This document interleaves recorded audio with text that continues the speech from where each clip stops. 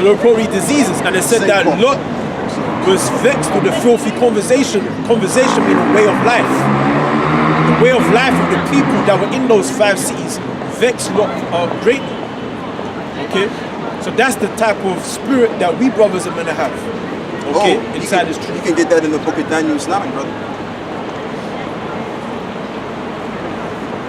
And the brother's right about that, because you're not supposed to be with what's going on out there. You're supposed to be against it, because this is not right. It tells you in the book of Isaiah, the 5th chapter, it says, woe unto you that call evil good and good evil. And that's what most people are doing today. They're calling evil good and good evil, right? And that's going to be right to their own demise. They were probably rioting and drinking and partying in those cities, man. Okay? Worshipping the idolatry. What was it? Yeah, Daniel's 9 and 4. Going to the, no, it says, them that sign crime. Ezekiel 9 and 4. Yeah, Ezekiel 9 and 4. Oh, yeah. Ezekiel 9 verse 4. And Yahweh said unto him, go through the midst of the city, through the midst of Jerusalem, and set a mark upon the foreheads of the men that sigh and that cry. And when you look up that word mark, the word there is thawah, which means exempt from judgment. Go on, brother. Of the men. The thing that's going to exempt one from judgment is this word again. And also knowing the name of the Heavenly Father, not denying the name. Go on. That sigh and that cry for all the abominations that be done in the midst thereof. Yeah, go on. Okay. Exactly. So that's the kind of spirit, like the brother was saying, you're supposed to have that kind of spirit where if you see any kind of wickedness going out in the midst, you're supposed to be against it. You're supposed to be condemning it. Right. You ain't supposed to be down with it. Well, he's a faggot, but it's cool. As long as he don't bring it to me. No. You're supposed to condemn that. That's the whole thing. It's like IUIC. They're churches in the world. And another thing that I realized with IUIC, they don't talk about sodomites. They don't talk about little things that we at Great Most don't talk about. The condition of how the earth is being governed. They don't even go into that. The only thing they go into is the law this and the law that. I mean, they may talk about certain practices alluding to the destruction. But when it really comes down to it, on a severe level on how we do it, they don't do it like that. Go on, bro. Deuteronomy 23 verse 17. There shall be no whore of the daughters of Israel, nor a sodomite of the sons of Israel. Exactly. So you shouldn't have no sodomites amongst the sons of Israel. So the Lord is against sodomy altogether. And the Lord is also against whoredom. And that's what you have amongst Israelites, even in these times. And the reason being, obviously, because we're under the curses. So the Most High pretty much influenced those curses. And now we're really going up now. All right, now we're really going up. But the Most High is going to resurrect us back to His good grace. Okay. Because sodomy doesn't just prescribe to a man and a man. Sodomy prescribes to a man doing that to a woman. Exactly. Yeah. So you had that going on, like you had men sodomizing women. Yeah. During those times. That's the same thing that's happening now. Yeah. Okay. That's why a lot of our people are destroyed. But reading on, it says 2 Peter 2 verse 7, and delivered just Lot, vexed with the filthy conversation of the wicked. So that shows you that being a sodomite is filthy. That's a filthy, vile act. It's an abomination. Alright? But then, like we were speaking last week, that guy, I think he's from Turkey. Armenia. He was trying to validate this sodomite, saying they're nice people. I said, no, those people are vile, man. And he was even saying, I don't cut you, brother, he was even saying those people are more spiritual than those that don't do that. Well, what's spiritual popping another man of the record? What's spiritual popping a woman of the record? What's spiritual about that? Okay. So I said, for that righteous man dwelling among them and seeing and hearing vexed his righteous soul from day to day with their unlawful deeds. Yeah. So he was seeing and hearing it, man. He was hearing the shit that they were saying,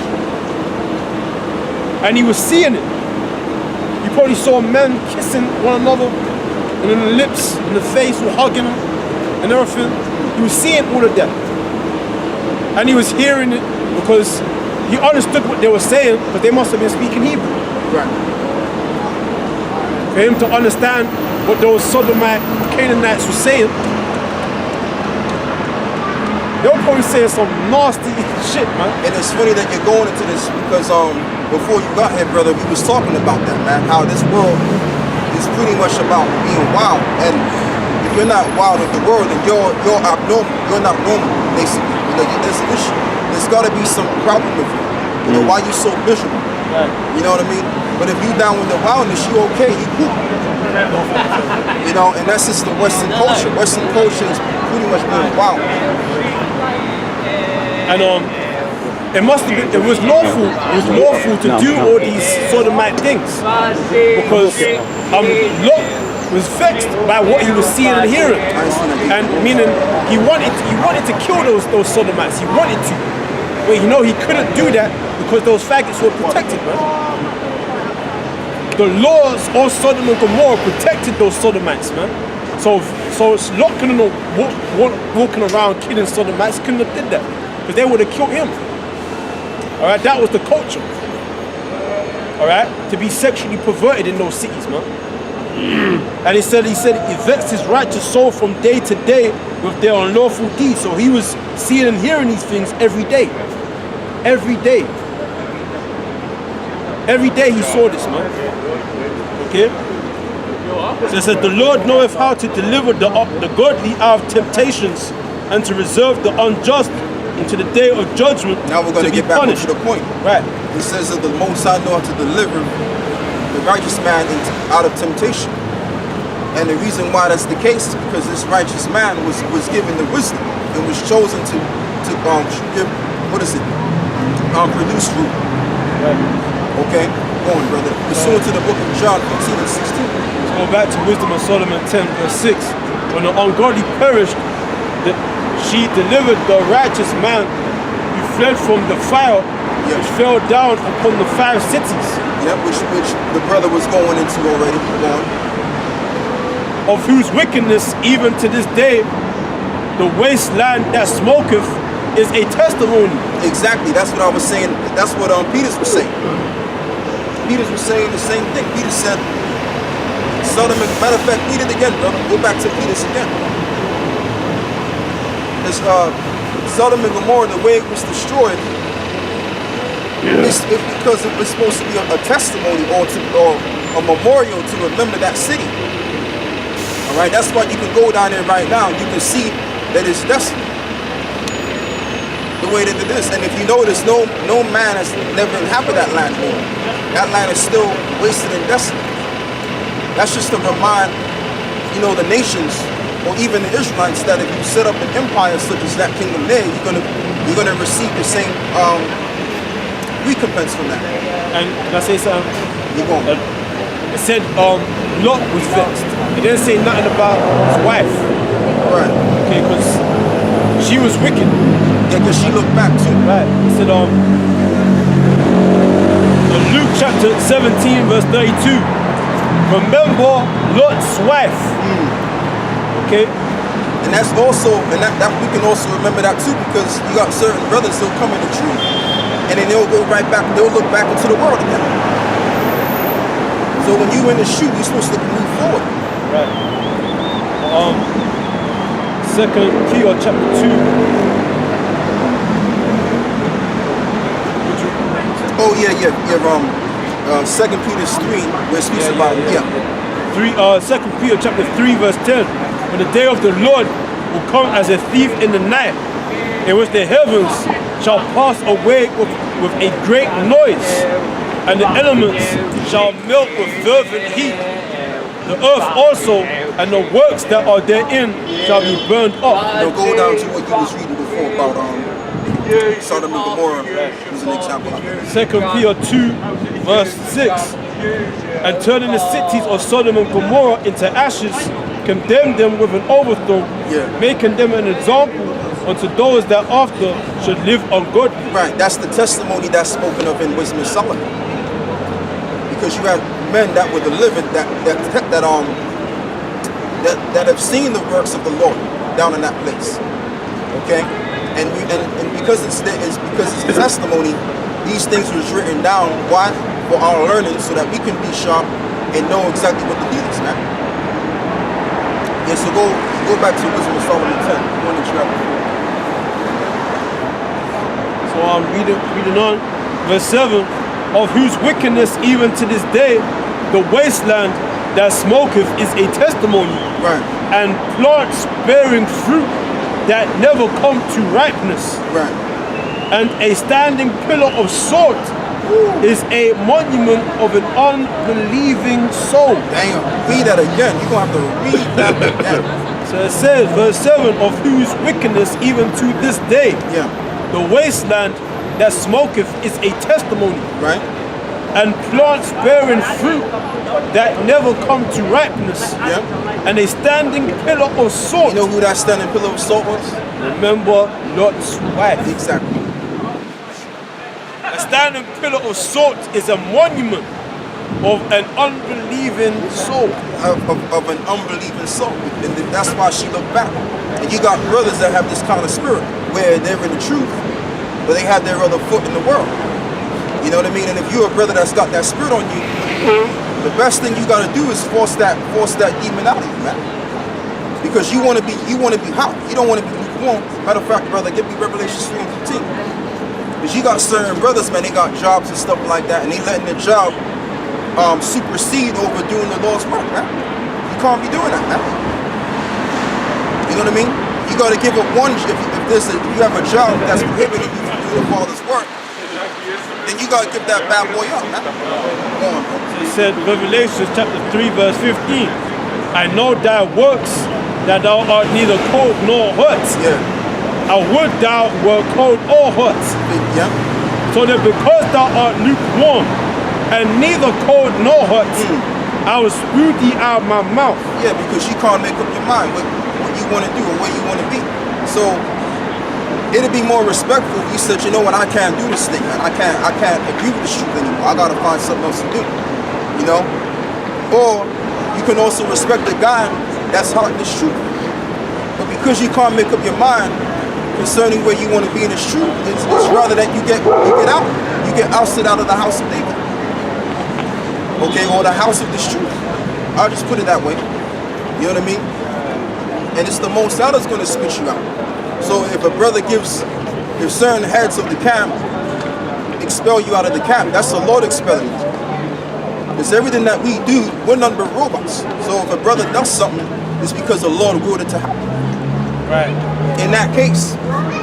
You know what I'm saying? And Lot was just itching to get out of Sodom and Gomorrah. Yeah. He didn't care where he went, as long anywhere but there. Seeing it day to day, anywhere but there. All right. Lot was vexed. And it said, reading on, verse 17, because thou sayest I am rich and increased with goods and have need of nothing, and knowest not that thou art wretched and miserable and poor and blind and naked. Right. We're in a miserable situation. Because he was talking to the church of Laodicea, and he was saying that they were neither cold nor hot, that they're being very lukewarm in this truth. Because why they were increased in riches. Because the church of the Laodicea, they increased with riches, so therefore they became lukewarm. Like Capernaum. Right. Lukewarm in their efforts with doing the works of the Lord, man. Okay? So that's why we're relating us back to Lot's wife. Okay? Being lukewarm. It's like you with the riches of Sodom and Gomorrah, and you trying to make it, you trying to make it to the kingdom. You can't be both. You gotta choose one or the other. And that's why she got destroyed, because she had that. She was in the middle. Yeah. She was walking to the kingdom, and then she looked back because she wanted to go back. So it was like she was caught in between. She lukewarm, and then she wound up being spewed out of the Most High's mouth. So you guys that are, you in this truth, was like, you're really about the world, man. You can't do that. This world, as the scripture says, my word shall remain, but this world shall pass away. If you can give me that, brother. I believe it's in the book of Matthew. Matthew 24. Yeah, heaven and earth will pass away. That's the one right words, there. Yeah, Matthew 24. My words are never. Yeah. Because the way you, like we was going into earlier before, you know, in order for you to be saved out of here, because see, the churches will have you believe that God is going to come to save everybody. He's going to come to save all people. No, the Most High is going to save those that submit under His wisdom, which will make you wise unto your own salvation. Go on, brother. Matthew 24, verse 34. Verily I say unto you, this generation shall not pass to all these things be fulfilled. Right, all of the things is talking about the prophecies. Heaven and earth shall pass away, but my words shall not pass away. Right, it says heaven and earth shall pass away, but my words shall not. So if we cleave unto this, we would pass away. Because it says also in the Apocrypha, which is connected with the Bible, it speaks about how this word is, what is it, immortality. So what does the word immortal mean? It means not dying. Okay? That's what it means. And that's why when you read the New Testament, Paul makes references to immortality. Okay, go on, brother. Right, reading on. Wisdom of Solomon, chapter 10, verse 8. And it's not saying that the Most High is going to destroy heavens and earth, because heavens and earth is going to remain.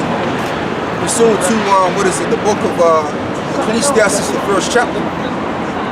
Matter of fact, somebody give me that before you read that, brother. I'll tell you what, you read what you got. You get Get Ecclesiastes 1. You're going, read that. Wisdom of Solomon 10, verse 8. For regarding not wisdom, they got not only this hurt, that they knew not the things which were good. Matter of fact, read that again.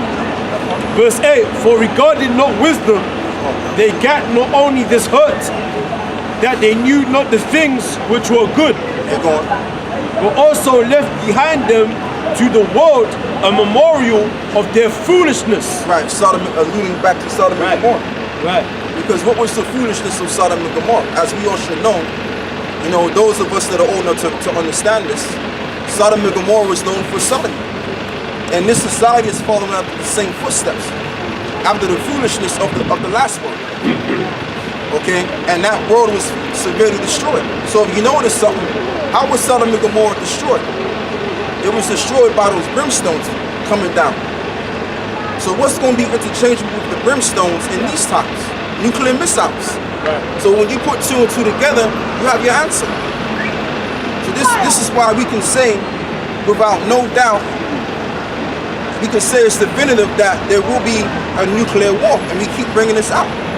And as we keep bringing it out, it's going to happen. Okay, go on. Right. So it said, but also left behind them to the world a memorial of their foolishness. Yep. So that in the things wherein they offended, they could not so much as be hid. For wisdom delivered from pain those that attended upon her. It says wisdom delivered from pain those that have attended upon her, excuse me. So this is the thing that's going to lead the elect out of damnation. That's why when you read the book of Psalms 91, it says that all of the plagues shall come nigh thee, but it shall not touch thee. Why? Because it is wisdom. Not the wisdom from university or some man-made BS that man freestyle out of his mind. It's talking about this right here. Okay? Go on, bro. Verse 10. When the righteous fled from his brother's wrath, she guided him in right paths. Yeah. Showed him the kingdom of the Most High, and gave him knowledge of holy things. And gave him knowledge of holy things. The things alluding to the kingdom. Go on. The law, statutes, commandments, and all of that. Go on. Made him rich in his travails, and multiplied the fruit of his labors. Go on. In the covetousness of such as oppressed him, she stood by him Right. and made him rich. It made him rich. Rich in what? Faith. That's why it says in the book of Revelation, the 2nd chapter, it says, I know the blasphemy of them which say they are, how does it go? It says to the effect of, how does it go, man? No, the blasphemy that say they are Jews and are It not. says, right, I know thy works in thy tribulation, for thou art rich. Rich in what? Rich in faith. In fidelity of this word. Like you had this one guy that came up, I believe it was last week, 3 weeks ago was. He says something to the effect, at least I'm not manipulated by a book. So I said, yeah, we are manipulated by a book. We're manipulated by the Holy Spirit. Okay, I'm going, brother. Finish is going into Joseph. But if it's going into something else, you can find another precept. It's going into history. All this is really history. In the excuse me, in the covetousness of such as oppressed him, she stood by him and made him rich.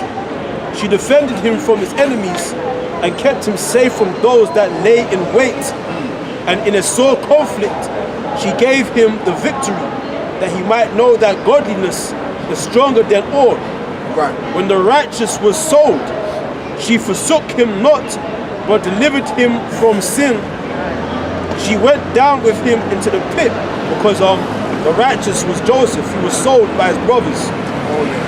And delivered him from sin, because he was nearly committed adultery with Potiphar's wife. And she was ripping his clothes off, and he docked, butt naked, man. And then she lied and said that she lied, and then Potiphar put him in the pit, man, basically prison, and left him not in bonds till she brought him the scepter of the kingdom, because Joseph became Pharaoh. That's where you had the Hyksos, or the shepherd kings. All right. See, this brother, he's good with that history. You know. All right. You had the shepherd kings, and then, the shepherds were abomination unto the Egyptians. All right. When it goes into the history of the Hyksos, they won't tell you that they were Israelites.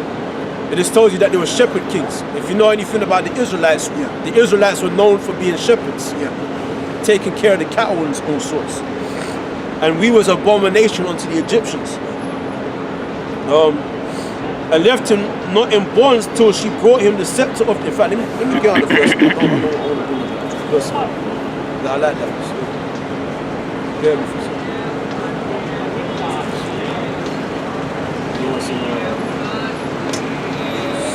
Yeah, Potiphar's wife Salakia accused him of attempted rape. She accused Joseph of attempted rape. Right. And he ended up doing some time for that. Right, he wound up doing time. Yeah, but as you're going into now.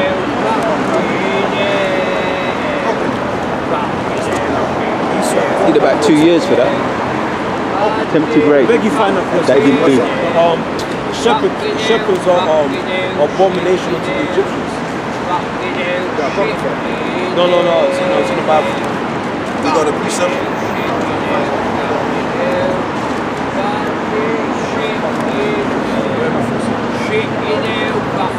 Rip that thing out. Rip it up. We haven't seen him in a long time. He came back. On camera, you on camera? He doesn't want to be on camera. Okay, the sayings on him. That bullshit. Fucking bullshit. That's how you know we at the end, man. That's how you know he's eating, man. Yep. It's really a spirit, brother. He's got a spirit. Rip it up. That is fucking bullshit. That's the rest. Fucking the whole right now. Do you get that?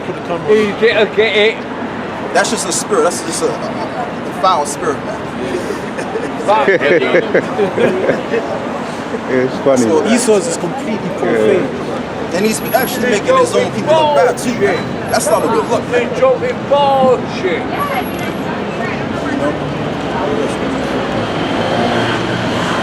Yeah, get me The shepherds are abomination to the Egyptians. give me Ecclesiastes 1. Yeah. Because I wanted to bring home One of the books of Moses. verse 8, verse 6.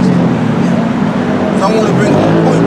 So like it says in Matthew, it says in Matthew 24 on how the Lord said, how Shai said, he said, heaven and earth shall pass away, my words will not pass away. The Howard Shai was just making, an example, because when you read Solomon, okay, one of the books of Solomon, it says that the earth abideth forever. Okay, so that's really what I want to bring to the table. All right, Ecclesiastes chapter 1 and 8. All things are full of labor, man cannot utter it. The eye is not satisfied with the seeing, or the ear filled with hearing. The thing that hath been is that which shall be, and that which is done is that which shall be done, and there is no new thing under the sun. Is there anything whereof it may be said, see, this is new? It hath been already of old time, which was before us. There is no remembrance of former things, neither shall there be any remembrance of things that are to come with those that shall come after. I, the preacher, was king over Israel in Jerusalem, and gave my heart to seek and search out by wisdom concerning all things that are done under heaven. This sore travail hath the Most High given the sons of man. See if we can get to the point. I think it's in verse 12. The earth abideth forever.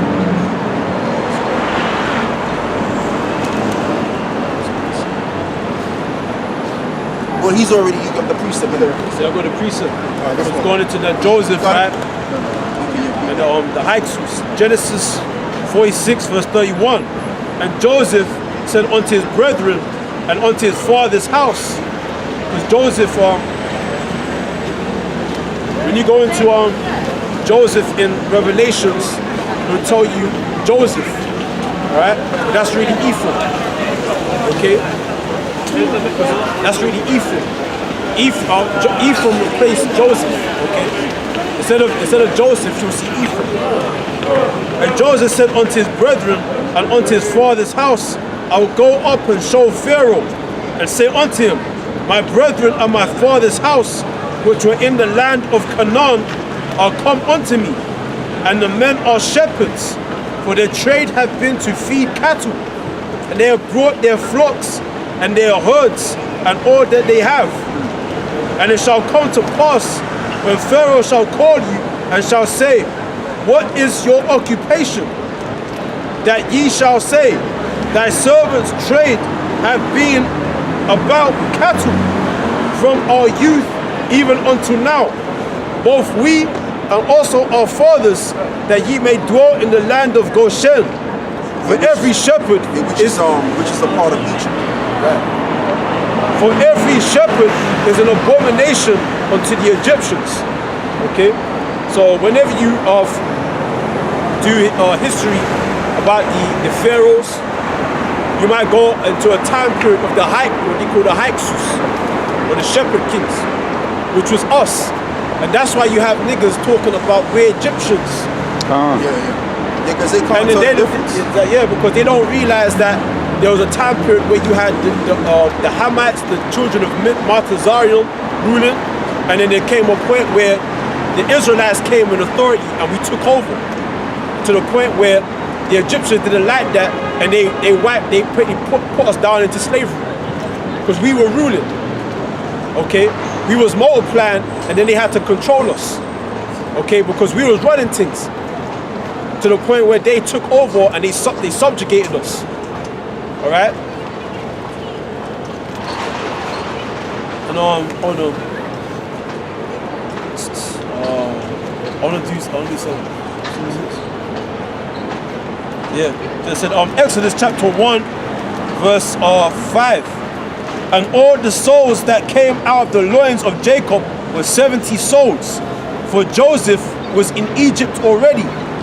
And Joseph died, and all his brethren, and all that generation. And the children of Israel were fruitful. So we was bare of us during the time of Joseph, during the times of the shepherd kings. And increased abundantly, and multiplied, and waxed exceeding great. Exceeding mighty. And the land was filled with them. The land was filled with them, with us, the Israelites. Yeah, because we had control all the businesses, all right? We had control of the land, the cattle, all right? The water, the supplies, all right? The gold. We was the